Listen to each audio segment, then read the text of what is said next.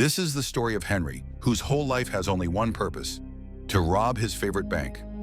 At the start of the story, we see Henry working at a toll booth. He works all night. As soon as morning comes, his shift ends, so he goes home. There we meet Henry's wife, Debbie, who is a nurse.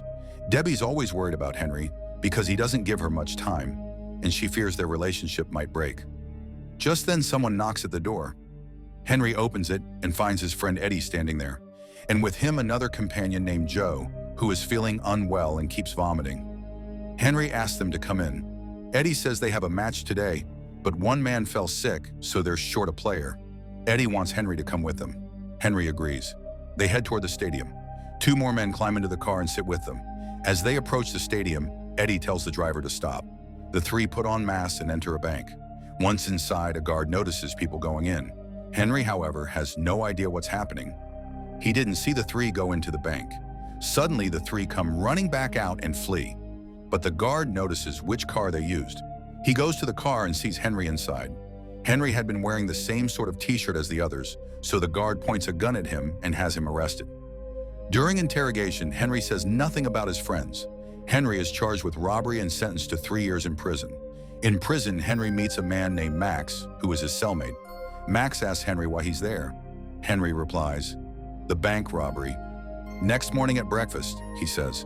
Max tells Henry that most people in prison have big dreams, but took shortcuts to realize them. He asks Henry, "What's your dream?" Henry says he has no dream. 6 months pass this way. One day, Debbie comes to visit Henry and they talk for a long time. After a while, Henry realizes Debbie wants to tell him something, so he presses her. Debbie says she has found someone and wants to marry him. Henry replies that there's no shame in that. He's happy for her. "I've only ever caused you trouble. Marry him. I want you to be happy." Meanwhile, Max is telling the other inmates how many insults he received when he went for his parole hearing. Max behaves this way because he doesn't want to leave the prison. He has a life sentence. Still, every 6 months he gets a parole hearing and could go out if he chose. Max thinks there is nothing for him outside. This prison is his home. Henry tells Max that his own parole hearing is coming up. The other inmates tell Henry he will get parole because they all know he didn't commit the crime. One man tells Henry that the first rule for parole is never tell them you're innocent. Instead, say you committed the crime, express regret, and promise never to do it again. Then the officers will listen. Henry takes this to heart. At his next hearing, he follows that advice and gets parole. Henry goes to Debbie's house to collect his things and finds, to his shock, that Debbie's husband is none other than Joe, who was once Henry's friend. He also sees that Debbie is pregnant. Henry starts packing his things. Then Joe comes and says he started a new business and asks if Henry wants to work with him. Joe explains his scheme, but Henry doesn't understand and refuses. As Joe leaves, he thanks Henry, saying Henry didn't mention his name to anyone, so Joe was saved. Otherwise, he'd be in jail too. Henry leaves and stands outside the bank he was once arrested for, watching it. Suddenly, a car hits him and he falls to the ground. A girl gets out of the car, Julie, and starts scolding Henry for being on the road. Then the same policeman who arrested Henry earlier arrives. He helps both of them up and takes them to a nearby cafe. Henry tells Julie he's okay. The policeman and Julie then leave. A little later, when Henry goes to the restroom, he sees a newspaper clipping on the wall about how the bank was robbed long ago. The clipping mentions that there is a tunnel under the bank. Henry notices the tunnel entrance starting from a nearby theater. Henry goes to the prison and tells Max, "I found my dream. I want to rob the very bank that put me in prison." Max asks how Henry plans to do that. Henry says he needs Max's help. Max's parole hearing is coming up, and Henry wants Max to behave exactly as Henry tells him, so Max will be granted parole and rejoin the plan. Max says he can't promise anything. Henry peeks into the theater and sees Julie acting.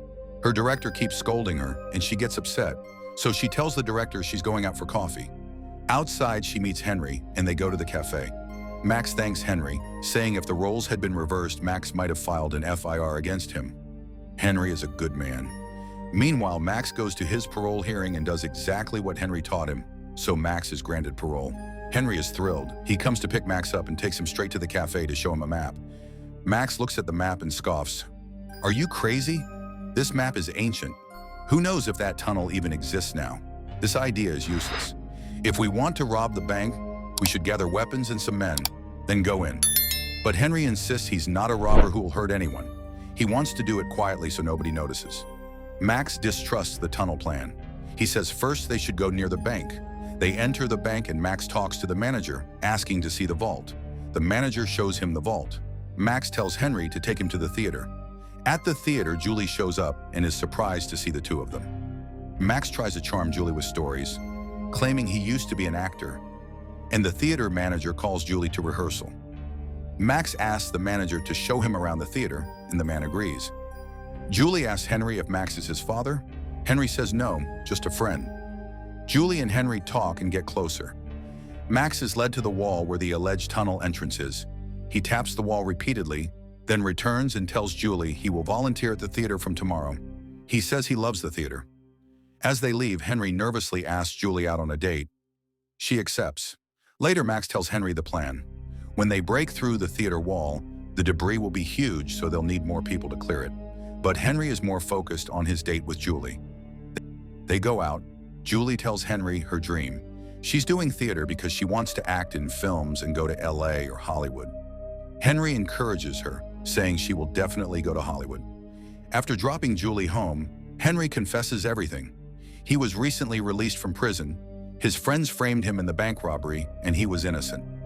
Now he plans to actually rob that bank. There's a tunnel from the theater to the bank, and he will use it.